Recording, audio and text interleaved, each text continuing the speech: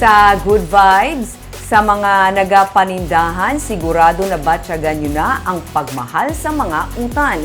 Pero may mga vendors nga iluyman nga nag-share sang tips para makakinot kamo. Yaring report ni Romeo Subaldo.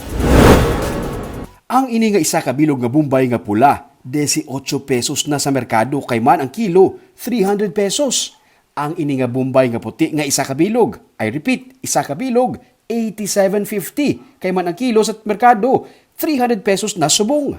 Sunod sa manugutan nga si Gloria Makalanag, tanan nagmahal. Pati nga mga customer nagakakibot sa bilis ng panakot sa subong. Ang talong 130 pesos ang kilo. Ang carrots, 100 pesos ang kilo. Amo man ang cabbage. Ang pechay, 75 pesos. Ang pinada, 240 pesos ang kilo. Ang kamatis, 50. Ang sibuyas dahon, 75 pesos. Ang bugkos kag ang ahos, 100 ang kilo. Gani dapat mariskarte sa sini nga panahon. Si Manang Gloria, imbis nga sibuyas Bombay ang ginagamit panggisa, sibuyas dahon na lang kuno para makakinot.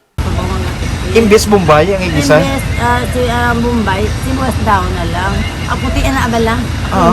Ang puno, pati ang stock. Amot man siya gapon. Amo na ginagamit sa iban? Amo na lang ginagamit na lang nila subong. Grabe, may mga amol ginagalian na nga style. Parang makatipid sa pisyo, bakol mo. At sibuyas daw na bakal kalaya 10 pesos siya, okay na. Inaya pinakanubo yan sa bilog 15 pesos. Para mas makatipid pagid istorya sa siniman nga vendor, seasoning mix ang ginagamit panggisa kay kamahal sang tanan. Amo man kuno sa gihapon ang sabor kay panggisa gid man ang ini nga powder. Ang mga seasoning na lang pwede man na yan, hindi ka na mag-isa. Seasoning na lang? Rektada ka na lang gisa baboy mo, tapos seasoning lang. Wala na sang rice Bombay? Why na? Hindi na maglanto? Kay kuan man na may sibuyas Bombay man na kadahos ang seasoning mix. Mo na. Walang tawa man drawing, may sibuyas man no.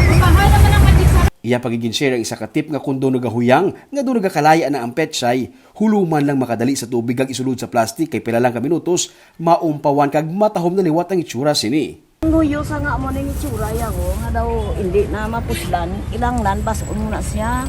Para? Tapos iputso mo sa plastic para ma-absorb yang nga sa magwapa sa lang tabla karon balik ka di bla kay tahom na na.